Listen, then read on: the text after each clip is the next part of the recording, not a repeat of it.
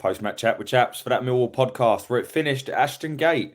Bristol City 0, Millwall 1. And as that for a Happy New Year, I'll drink to that. Cheers to you all. Happy New Year to everyone of all of the listeners and people that follow the channel. And that right there was the best way to kick off 2024 with a 92nd minute winner from Sean Hutchinson, who, before I even start, I have to say, one of the outstanding performances I've seen in a long, long time.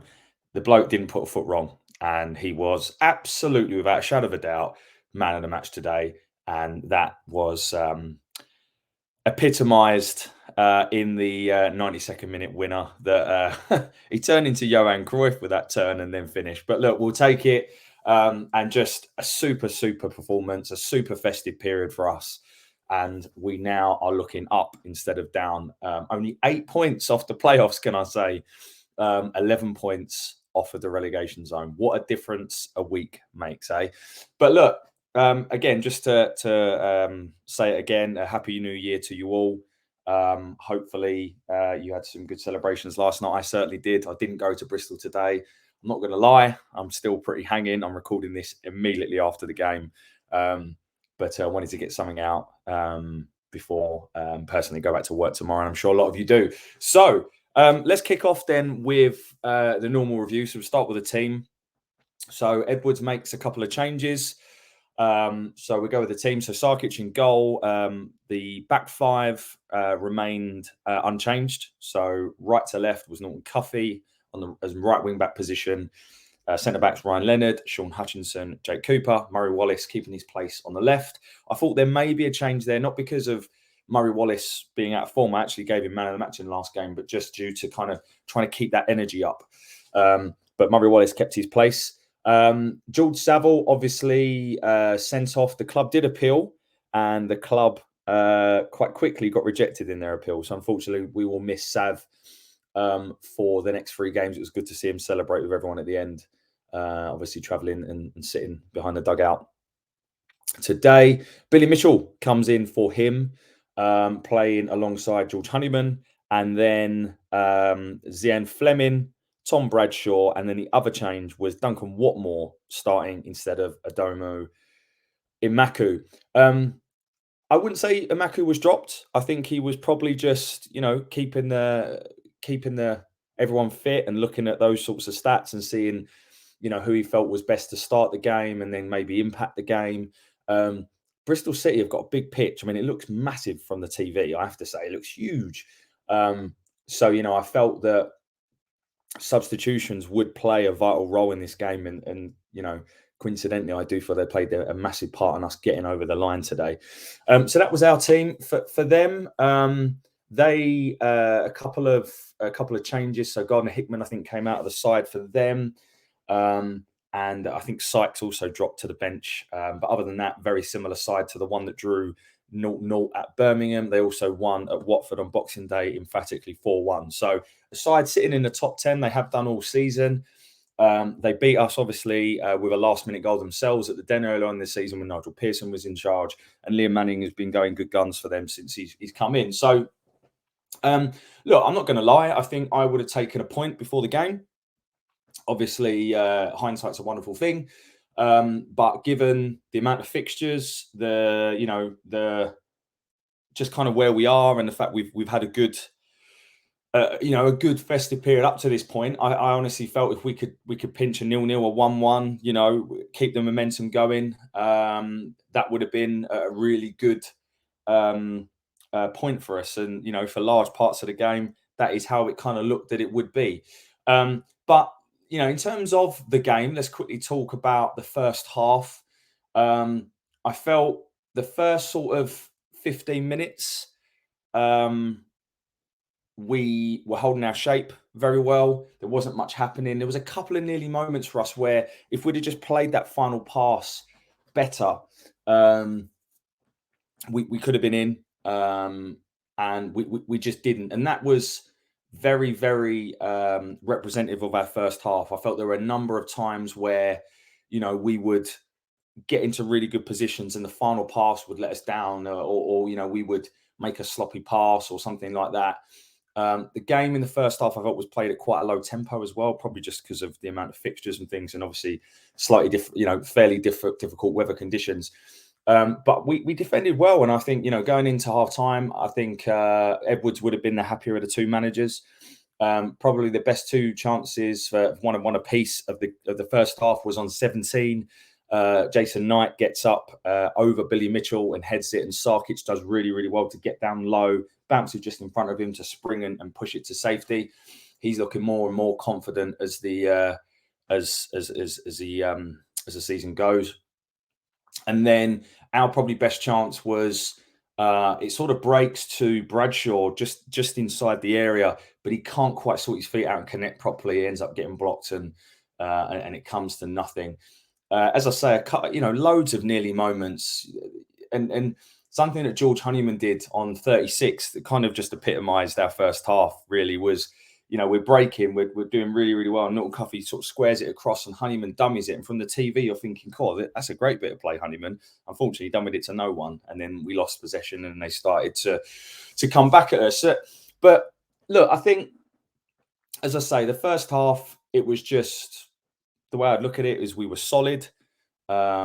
We seemed confident in possession, especially playing out from the back. There was one moment on 38 where, it was almost like a training ground move where we just sort of played out from the back, and we looked comfortable doing it. It was very, very weird. I think it's Carl Bates, isn't it, on Millwall commentary? Even he was like, cool. I had to scratch my eyes then to see if it was definitely Millwall. By the way, who is the Northern chap that commentates on the games alongside Carl? I can't figure out who it is, but he seems to know all the players personally. But that was the first half. There was one sort of heart in mouth moment where appeals for a penalty, with Cooper being a little bit clumsy in the box. It wasn't a penalty for me, but that was on 42. And then obviously half time comes and goes. Let's just take a little refreshment whilst I get onto the second half. So then the second half kicks off, and again, for the first sort of 5-10 minutes, it's much of the same. I feel we're in control of the game, and it's just that kind of nearly moment. There's a great bit of play from Fleming. He's got this knack of allowing the ball to run across him, and then by doing that, he kind of opens it up and sort of beats a man in the process of letting the ball come across him. And he can be quite quick off the mark, but then he obviously, we know he's not particularly quick, but off the mark he can be quite explosive, and he does that, and he gets into a really good position. But then the final ball lets us down, and that was, as I say, really representative of the game that was going on. And then, but on 51 and 52, we have a couple of chances. Leonard has a shot block that is going to be on target, blocked by Pring. I think it goes out for a corner, and then we have a Murray Wallace header on 52. They make subs on 54 quite early. We make our subs on 62. So Amaku comes on for Watmore at this stage. And I feel around the hour mark, space started to open up. I think the weather started to get even worse. And for me, I was looking at that game and thinking, yeah, absolutely, we can shut up shop and try and get the draw.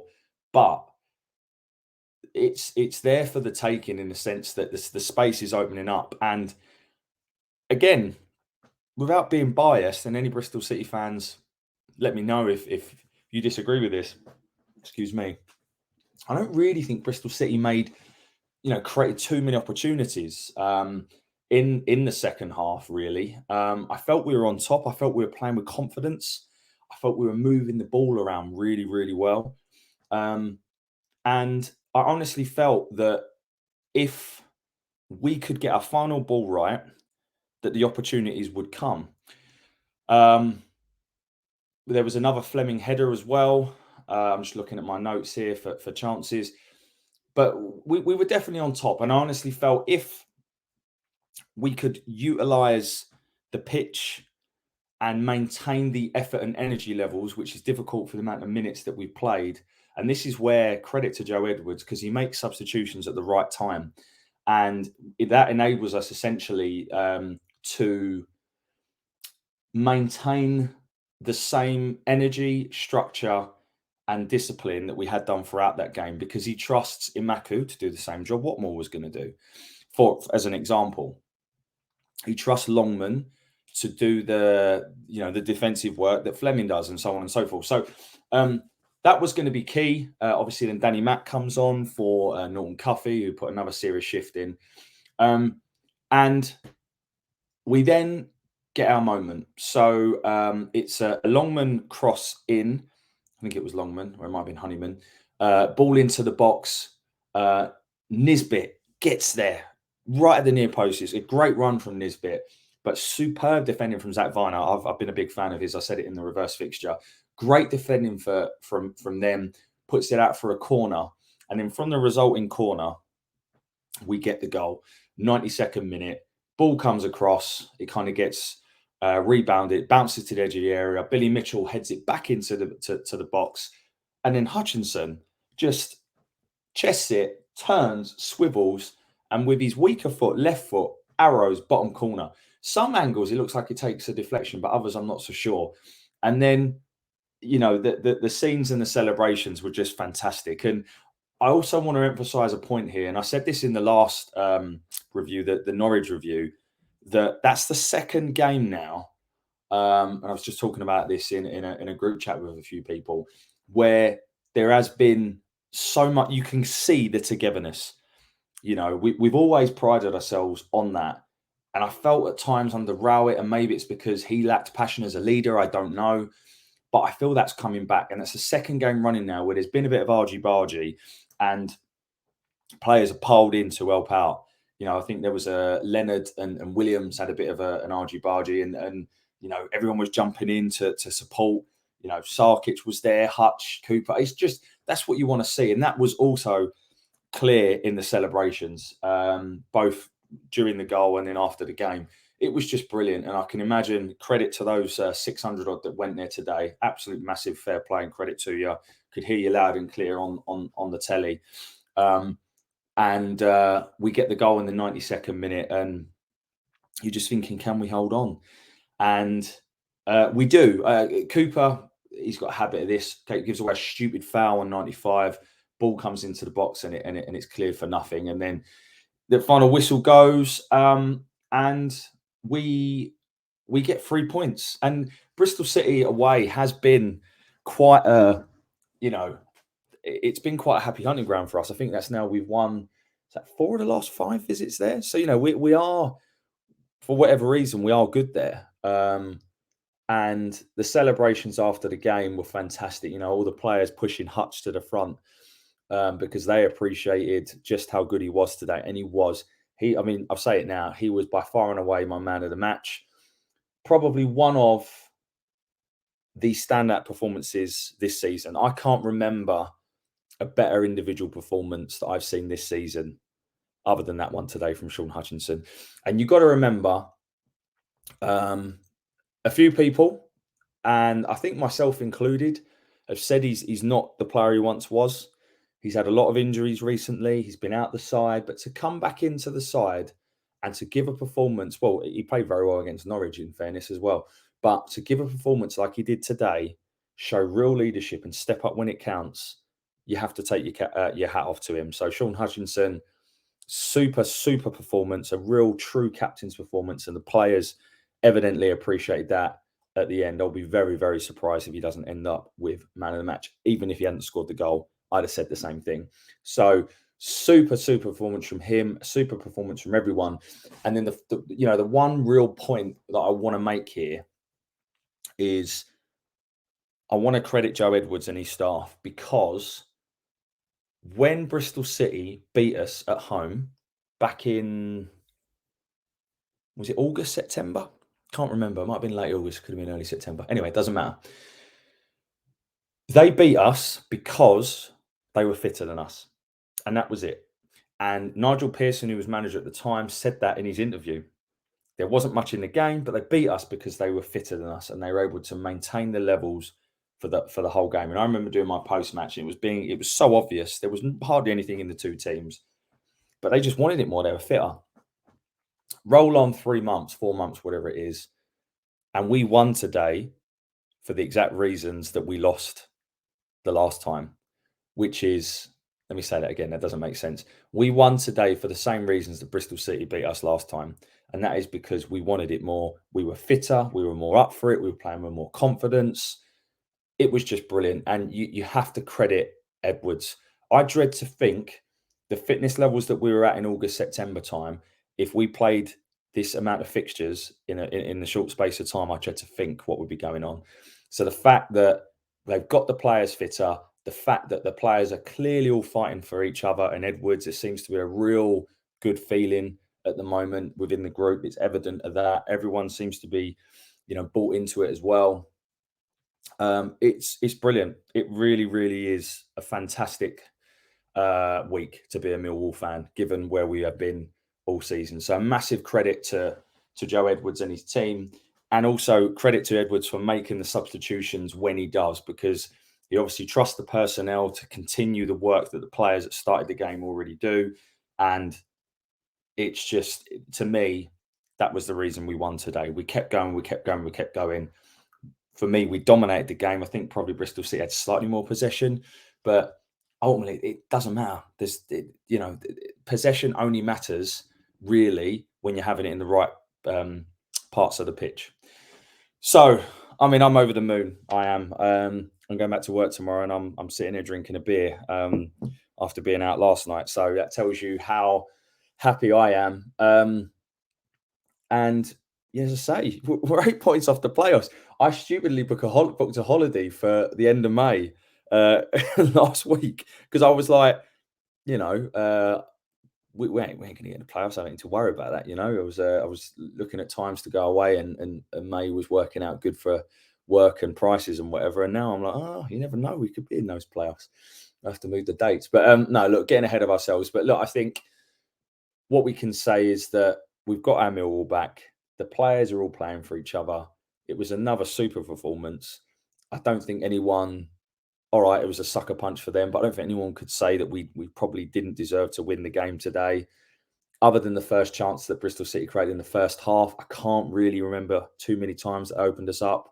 We seemed fitter. We wanted it more, which is just fantastic. And more of that, please. And credit to Joe Edwards and the players. And of course, credit to all of you fans that travelled up there today. Safe drive back as well, because it's the weather is bloody miserable out there. Cool. So I think, I'll go through quickly the players, and then I'm just, because I've done this one a little bit shorter, I'm also going to just comment on the January window as well. So in terms of players, as I say, Sarkic, I think he seems to be growing in confidence every game. He flaps at crosses sometimes, but I do like the fact he has the confidence to come for him. And he did make one very good save. I also think his kicking is getting better and better. So I think we're seeing more of the Sarkic that we signed, which is great. I thought that my runner-up for man of the match today was probably Ryan Leonard. I thought he was outstanding again. I'm running out of things to say about him, to be honest. Every single game, his one-on-one defending is second to none in that league.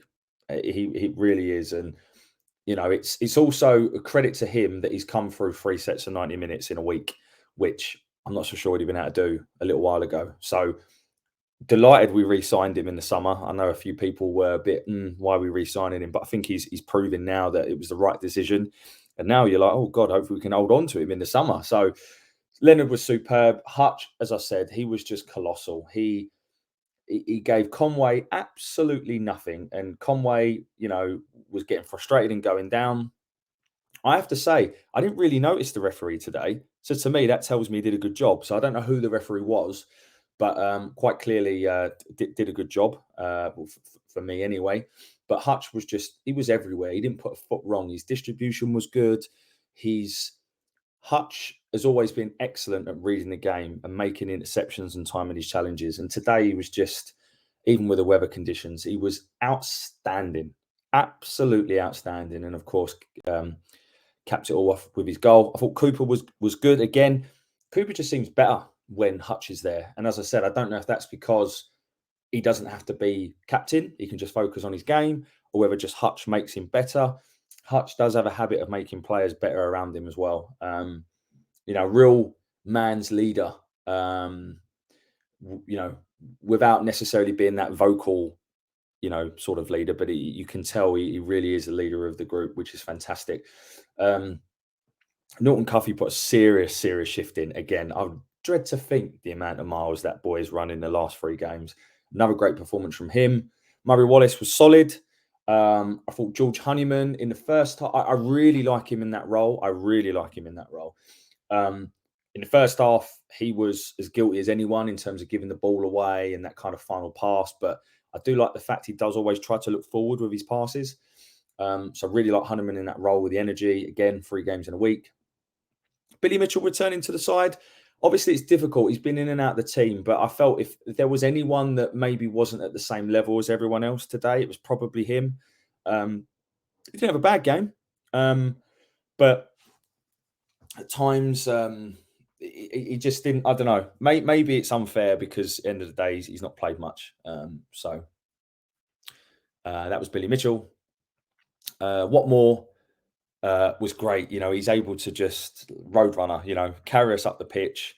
For the first 60 minutes, he was fantastic. He does run out, towards the end of the game, but we know what was about. And I thought he was great. Bradshaw worked hard. Obviously had that one opportunity I talked about in the first half, but other than that, not much. But yeah, worked hard.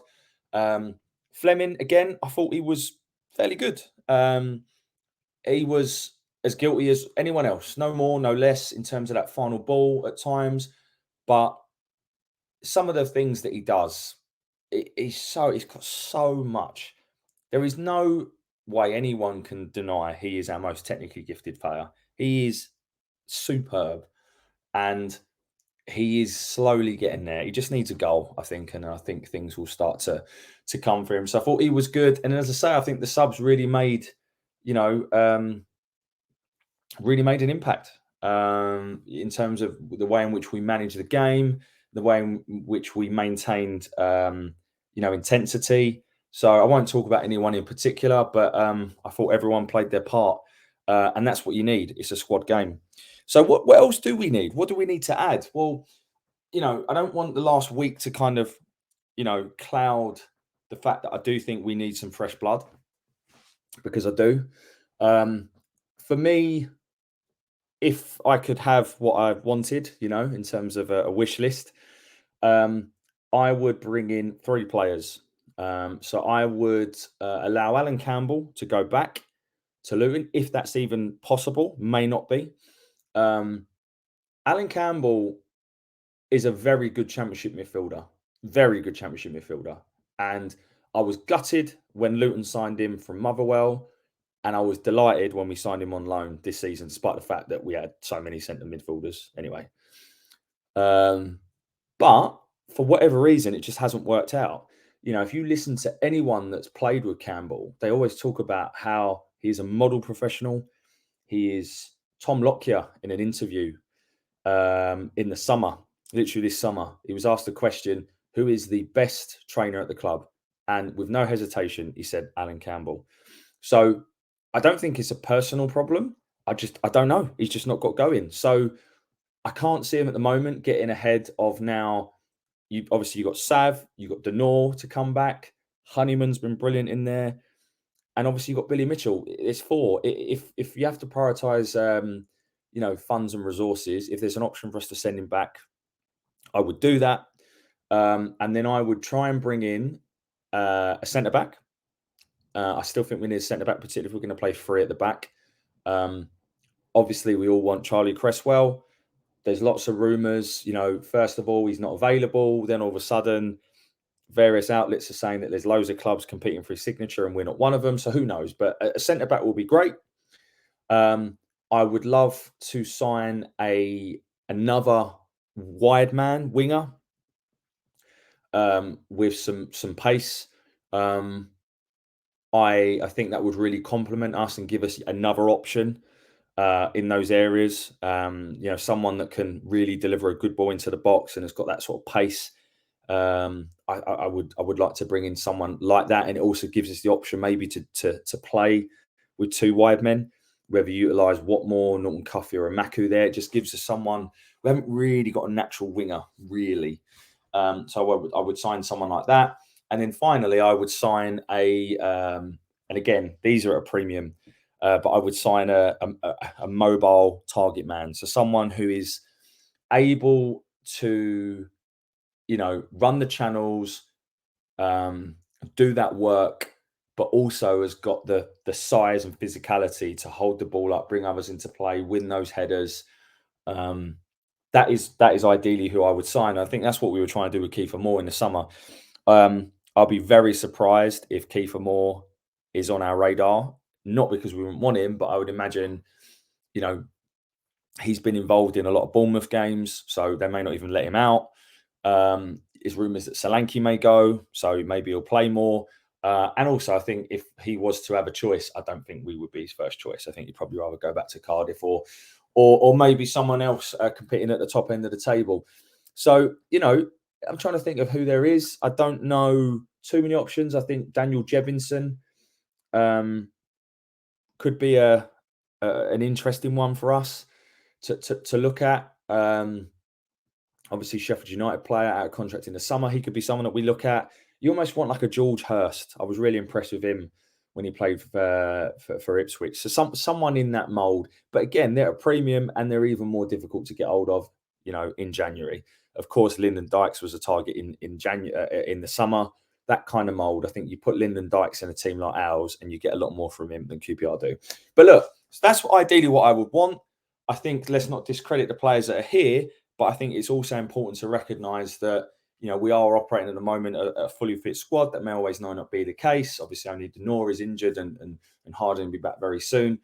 But I think adding a little bit more youth and athleticism to this group will see us go into another, even more of a forward-thinking dimension. So, yeah, I asked Santa for 3 points. He's given us 9.